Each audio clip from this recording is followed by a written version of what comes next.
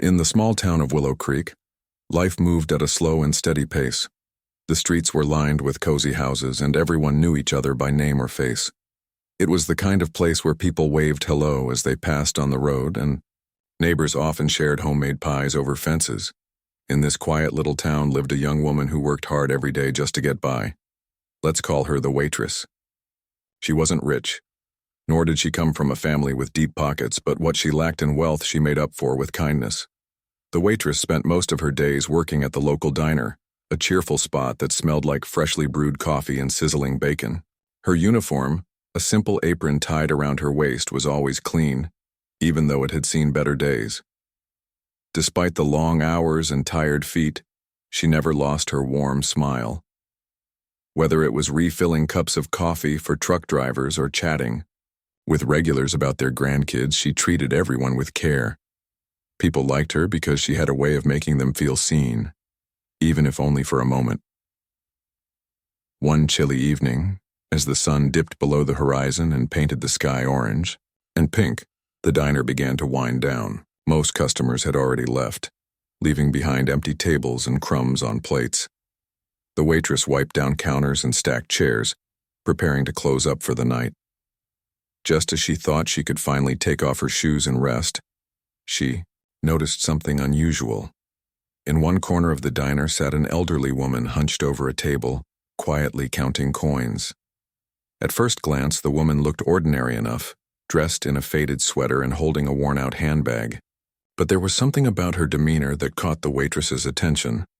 She seemed lost in thought, her hands trembling slightly as she sorted through the change. Every now and then, she glanced toward the cash register, her expression growing more anxious. Something didn't feel right. Curious, the waitress walked over to the table. "Ma'am, is everything okay?" she asked gently, leaning in so as not to startle the woman. The elderly lady looked up, startled for a second before offering a sheepish smile. "Oh dear, I'm fine," she said, though her voice wavered. "Just trying to figure out, well, you see—" She hesitated, clearly embarrassed. After a pause, she admitted, "I don't think I have enough for my meal." The waitress felt a pang in her chest. She glanced at the plate in front of the woman. It was almost untouched except for a few bites of mashed potatoes. Clearly, the woman hadn't eaten much, perhaps too ashamed to dig in without knowing whether she could pay. For a moment, no one spoke. The diner grew eerily silent, save for the hum of the refrigerator in the background.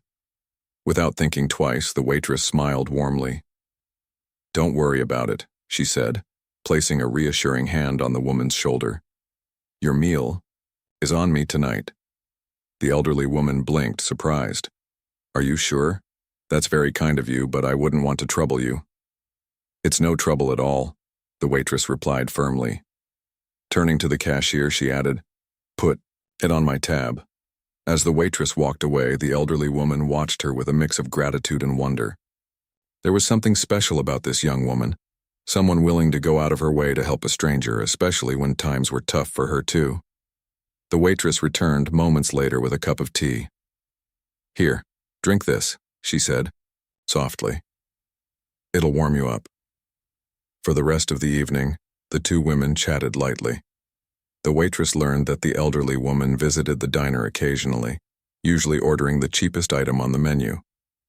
They talked about the weather, the town, and how things had changed over the years.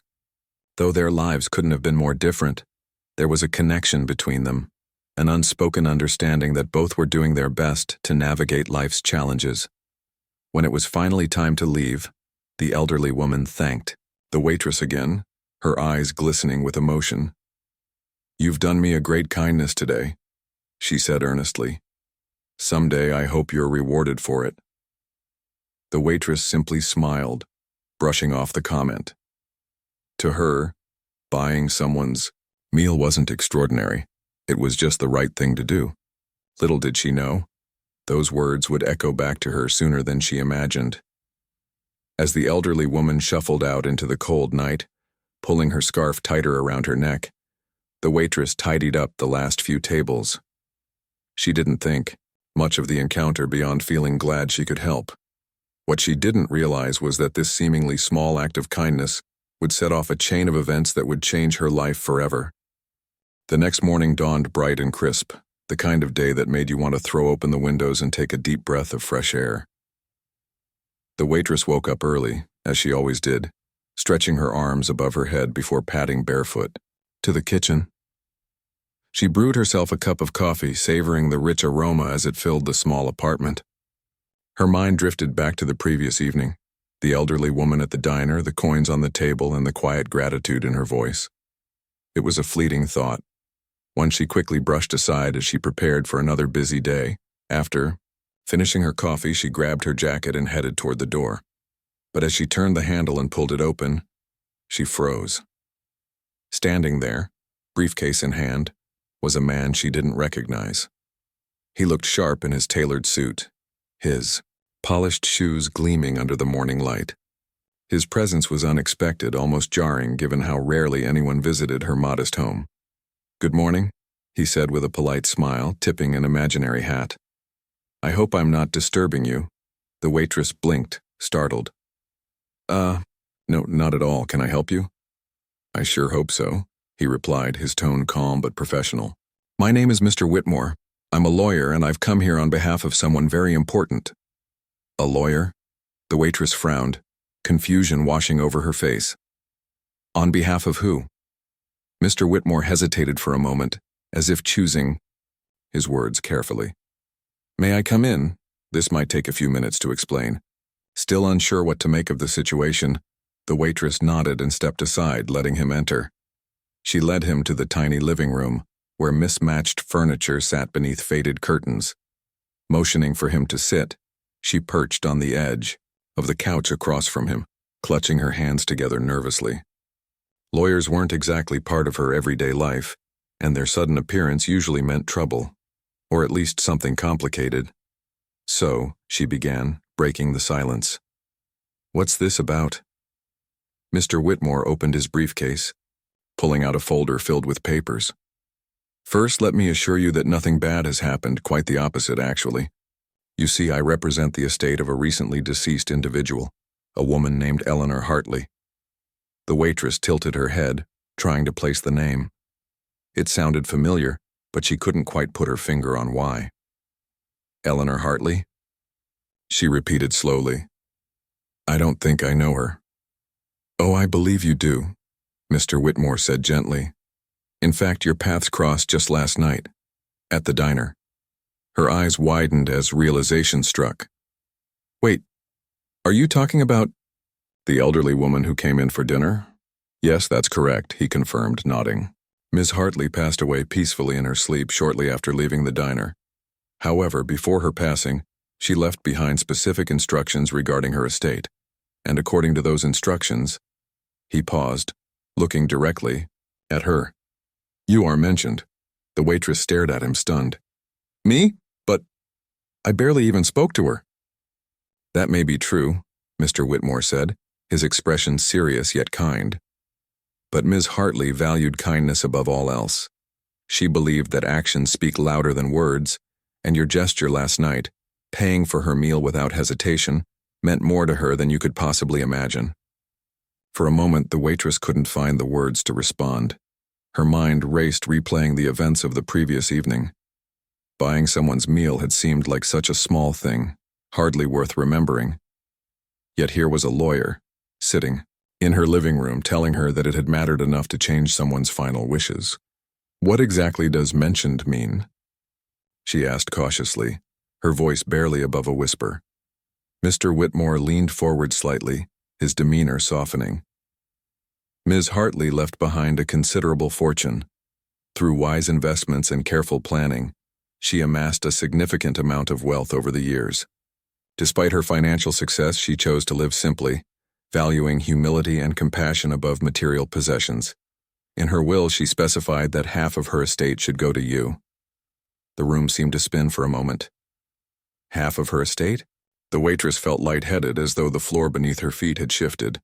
"I'm sorry," she stammered, shaking her head. "Did you say half of her estate?" "That's right," Mr. Whitmore replied evenly. "It's a substantial sum, millions of dollars to be precise. Enough to change your life entirely. Millions of dollars. The phrase echoed in her ears, impossible to comprehend. She had spent most of her adult life scraping by, working double shifts just to keep the lights on. Now, out of nowhere, she was being told that she would never have to worry about money again.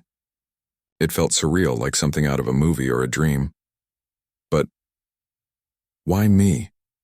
She finally managed to ask, her voice trembling. I didn't do anything special. Anyone would have done the same. Mr. Whitmore smiled faintly, as if he'd heard similar protests before. That's precisely the point. Not everyone would have done the same. Many people turn a blind eye to others' struggles, especially when they're struggling themselves. But you didn't hesitate. You saw someone in need and acted without expecting anything in return. To Ms. Hartley, that act of selflessness was priceless.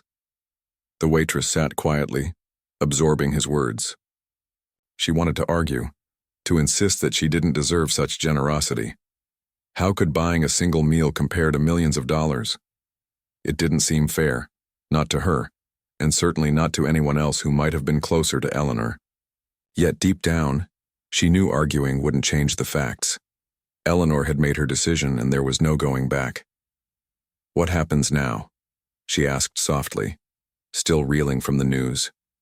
Well, Mr. Whitmore explained, we'll need to finalize some paperwork to transfer the funds into your account. Once that's done, the money will officially belong to you.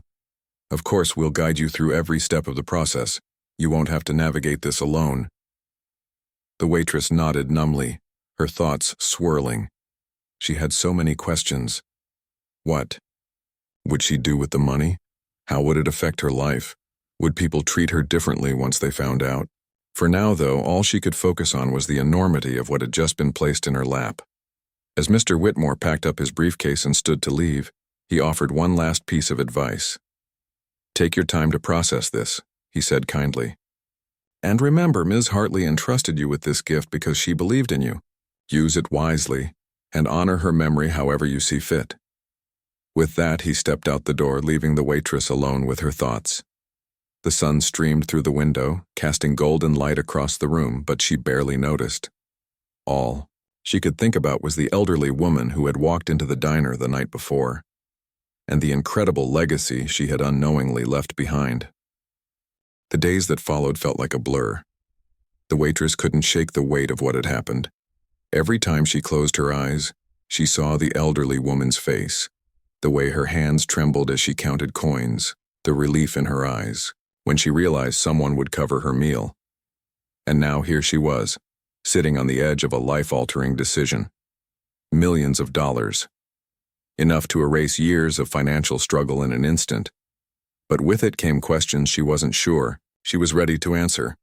At first, she tried to go about her routine as if nothing had changed. She woke up early, brewed her coffee, and headed to the diner for her shift. The familiar rhythm of taking orders, refilling cups, and chatting with customers should have been comforting. Instead, everything felt different. Her co-workers noticed something was off. You okay? One of them asked during a lull in the morning rush. You seem distracted. I'm fine, she replied quickly, forcing a smile. But inside, her mind was racing. How could she act normal when her entire world had been flipped upside down? She wanted to tell someone, anyone, but the words stuck in her throat. What if they thought she was lying? Or worse, what if they judged her for accepting such a gift? That evening, after her shift ended, she sat alone in her apartment staring at the stack of papers Mr. Whitmore had left behind. They were filled with legal jargon and numbers that made her head spin. It all felt so surreal. This wasn't just money, it was responsibility. A part of her wondered if she even deserved it. Sure, she'd paid for the elderly woman's meal, but that was supposed to be a small act of kindness, not a life-changing event. Who was she to receive something so monumental? Her thoughts kept circling back to the woman herself. Who was Eleanor Hartley? From what little she knew, Eleanor had lived quietly in Willow Creek, keeping to herself and avoiding attention. Yet beneath that unassuming exterior, lay a fortune most people could only dream of. The waitress found herself curious about the kind of person who would choose to live modestly despite having so much. What drove her to value kindness above all else? And why had she decided to leave half of her wealth to a complete stranger? To get answers, the waitress decided to dig deeper. She started by visiting the local library, where old newspapers and town records were stored. Sitting at a wooden table surrounded by dusty books, she began piecing together fragments of Eleanor's life. She learned that Eleanor had moved to Willow Creek decades ago, shortly after losing her husband. Though she rarely interacted with neighbors, she was known for her generosity, quietly donating to charities and helping those in need without seeking recognition.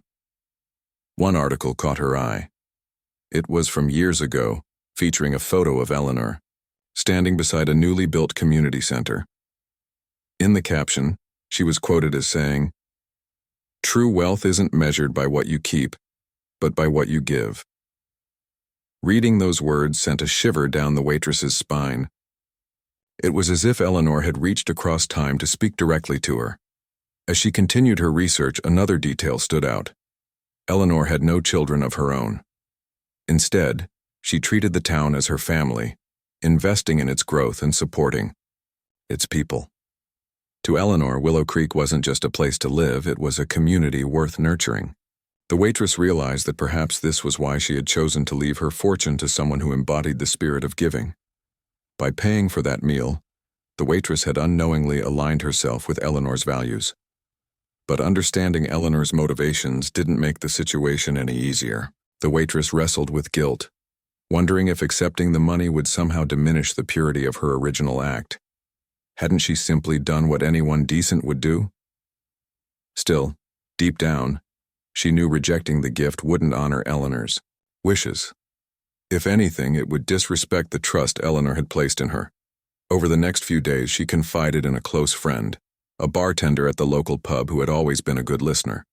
"I don't know what to do," she admitted, her voice heavy with uncertainty. "This feels overwhelming." Her friend listened patiently before responding. "Look, I can't tell you what to do, but think about it this way. Eleanor didn't pick you randomly. She saw something in you, something worth rewarding. Maybe instead of focusing on whether you deserve it, you should focus on how you can use it to make a difference. That's probably what she'd want." Those words lingered in her mind long after their conversation ended. Use it to make a difference. The idea resonated with her. Growing up in Willow Creek, she had seen firsthand how hard life could be for some families. There were kids who went to school hungry, seniors struggling to afford medicine, and young adults unable to pursue education because of financial constraints. Perhaps this was her chance to help ease those burdens, to step into a role she never imagined for herself. With newfound clarity, the waitress made her decision. She would accept the inheritance, not for herself, but as a way to carry forward Eleanor's legacy. It wouldn't be about luxury or comfort, it would be about creating opportunities for others. As she signed the final documents with Mr. Whitmore, officially transferring the funds into her account, she felt a mix of emotions: excitement, fear, and an overwhelming sense of purpose. That night, she sat by her window, gazing at the stars, scattered across the sky. For the first time since learning about the inheritance, she allowed herself to dream. What could she do with this gift? How far could it reach? The possibilities seemed endless, and while the road ahead might be uncertain, she knew one thing for sure: Eleanor had given her more than money. She had given her a mission, and with that thought, the waitress drifted off to sleep, ready to embrace whatever challenges and opportunities lay ahead. Little did she know, this was only the beginning of a journey that would change not only her life, but the lives of countless others.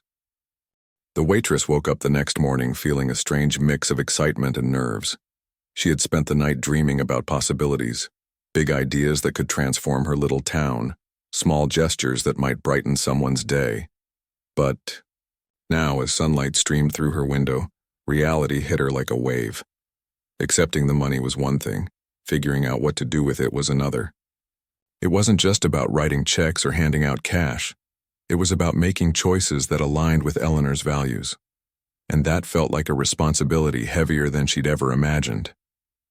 She started small, deciding to test the waters before diving into anything too ambitious. The first thing she did was visit the local food bank, a place she knew well from volunteering during holidays. The shelves were nearly empty, and the staff looked exhausted as they sorted donations. When she approached them with an offer to cover their supply costs for the next 6 months, they stared at her in disbelief. "Are you serious?" the manager asked, tears welling up in her eyes. "This will change everything for us." Seeing the gratitude on their faces gave her a taste of what this money could do if used wisely. For the first time, she allowed herself to feel hopeful, not just for herself, but for everyone who might benefit from Eleanor's gift. That evening, she returned home buzzing with energy, already sketching out plans in her notebook. Food banks were just the beginning. What about scholarships for kids who couldn't afford college, or programs to help seniors stay active and connected? Her mind raced with ideas, each one sparking a new flame of determination. But not everyone shared her enthusiasm. Word spread quickly in Willow Creek, a town where secrets rarely stayed hidden for long. By the end of the week, people were talking. Some cheered her decision, calling her a hero and marveling at her generosity. Others weren't so kind. At the diner where she still worked part-time, she overheard 2 customers whispering behind their menus. "I heard she got millions," one said. "Must be nice to get handed all that money without lifting a finger." Her cheeks burned with embarrassment, but she kept her head down and focused on serving their coffee. She told herself not to let the negativity bother her. After all, she hadn't asked for this. Still, the comments stung more than she cared to admit. They planted seeds of doubt in her mind. Was she doing enough? Would people always see her as someone who got lucky rather than someone trying to make a difference? Things took a turn when Thomas Hartley arrived in town. He was Eleanor's nephew, a man she barely remembered mentioning during their brief conversation at the diner. From the moment he stepped off the train, dressed in an expensive suit and carrying an air of entitlement, it was clear he wasn't happy. Within days, he showed up at her doorstep demanding answers. "This is ridiculous," he snapped, pacing back and forth in her tiny living room. "My aunt left me nothing. And you, who barely knew her, get half of everything?" The waitress stood frozen, unsure how to respond. She had anticipated some resistance, but facing it head-on was harder than she expected. "I didn't ask for this," she said finally, her voice steady despite the knot in her stomach. "Your aunt made her choice and I'm honoring her wishes." "Honoring her wishes?" Thomas scoffed, throwing his hands up in frustration. "You think this is about honor? This is about greed. You're no better than anyone else who takes advantage of kindness." His words hit her like a punch to the gut. Greed? Is that what people thought of her? She wanted to argue, to explain that she had no intention of keeping the money for herself. But before she could say anything, he stormed out, slamming the door behind him. If she thought things couldn't get worse, she was wrong. The next morning, reporters descended on Willow Creek like a swarm of bees. Someone, probably Thomas, had leaked the story to the media. Suddenly, her quiet life became a spectacle. Cameras flashed outside her apartment, microphones were shoved in her face, and strangers bombarded her with questions. How does it feel to inherit millions? Did you manipulate Eleanor into leaving you the money? What are your plans for the fortune? At first, she tried to ignore them, hoping they'd lose interest and move on. But the attention only grew louder. Neighbors whispered behind closed doors, some accusing her of scheming her way into wealth. Even her co-workers at the diner seemed distant, unsure how to act around her now that she was rich. The weight of it all pressed down on her chest, making it hard to breathe. One particularly rough afternoon, after dodging yet another journalist, she found herself sitting alone in her car, tears streaming down her face. She had never asked for fame or fortune. All she wanted was to honor Eleanor's memory and help others. Why did it have to be so complicated? Her phone buzzed in her pocket, pulling her out of her thoughts. It was a text from her bartender friend. "Hey, need to talk? I'm here." The first time that day, she smiled. Maybe she couldn't control what other people said or thought, but she could choose how to respond. With renewed resolve, she wiped her tears and drove to the pub. When she walked in, her friend greeted her with a warm hug. Over steaming cups of tea, she poured out her frustrations, the judgment, the accusations, the overwhelming pressure. To his credit, he listened without interrupting, letting her vent until she ran out of steam. "You know what I think?" he said finally, leaning back in his chair. "People are scared. They see someone getting a chance to change their life, and instead of celebrating it, they tear it down because it makes them uncomfortable. Don't let them steal your joy." His words struck a chord. He was right. There would always be critics, people quick to judge without understanding the full picture. But she couldn't let their opinions dictate her actions. Eleanor had trusted her for a reason, and she owed it to both of them to stay true to that trust.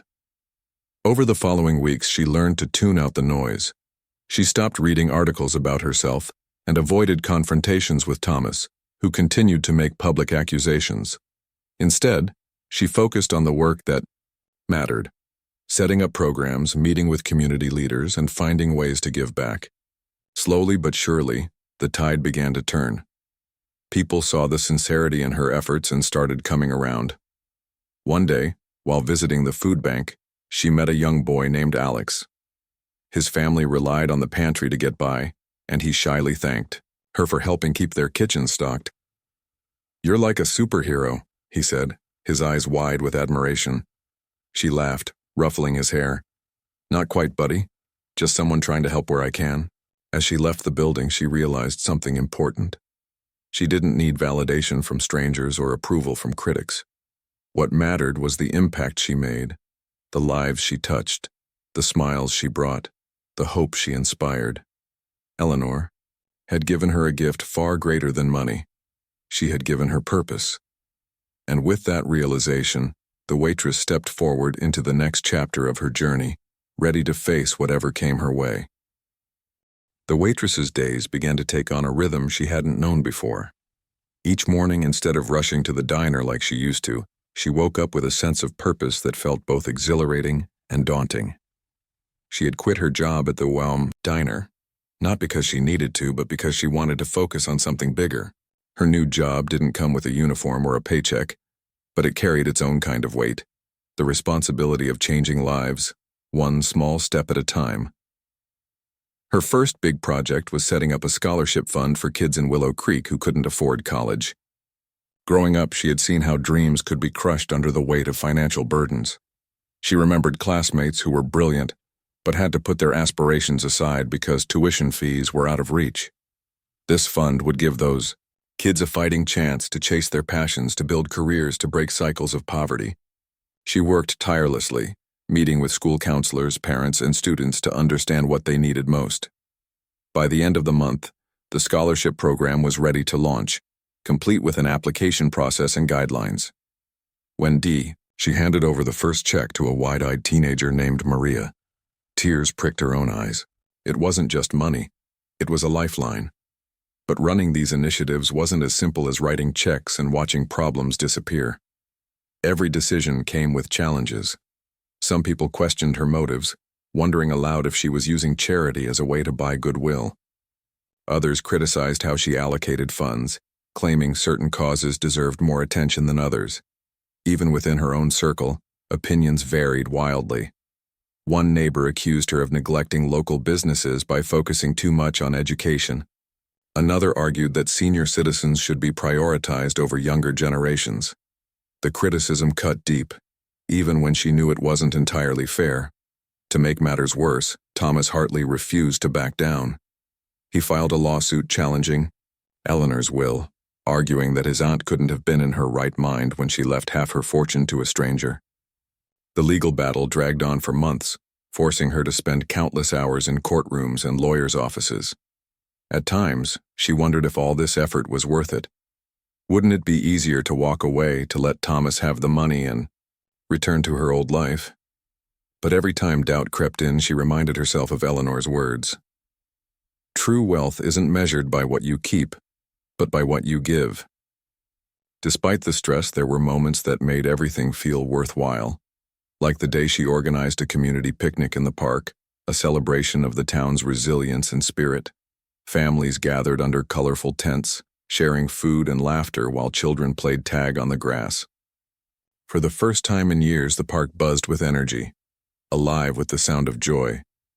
As she walked among the crowd, shaking hands and exchanging hugs, she realized something important. She wasn't just helping individuals anymore. She was bringing the entire town together. Still, not everyone warmed up to her overnight.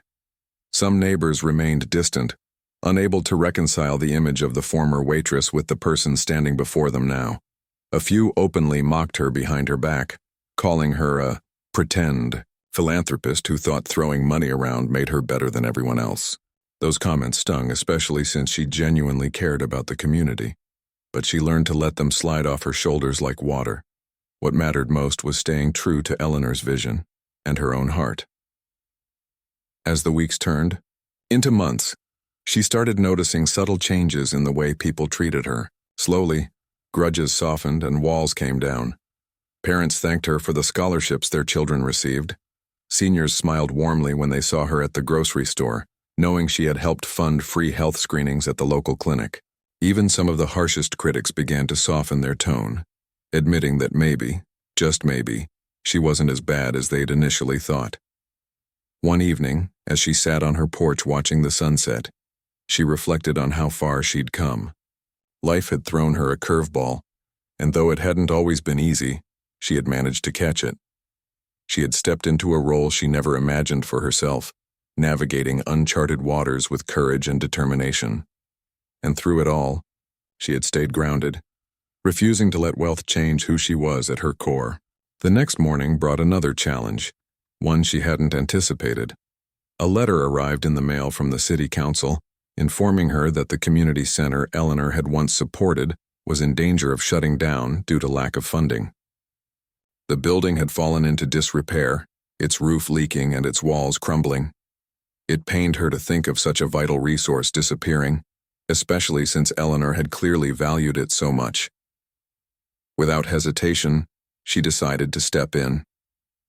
She rallied volunteers from across the town, carpenters, painters, electricians, anyone willing to lend a hand. Together they worked weekends, repairing the roof, repainting the walls, and installing new equipment. The transformation was remarkable. What had once been a dilapidated structure became a vibrant hub of activity, hosting workshops, fitness classes, and art exhibits.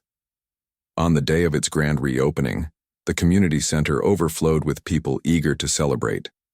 Standing on stage during the ribbon-cutting ceremony, she felt a swell of pride, not for herself but for the collective effort that had brought the place back to life.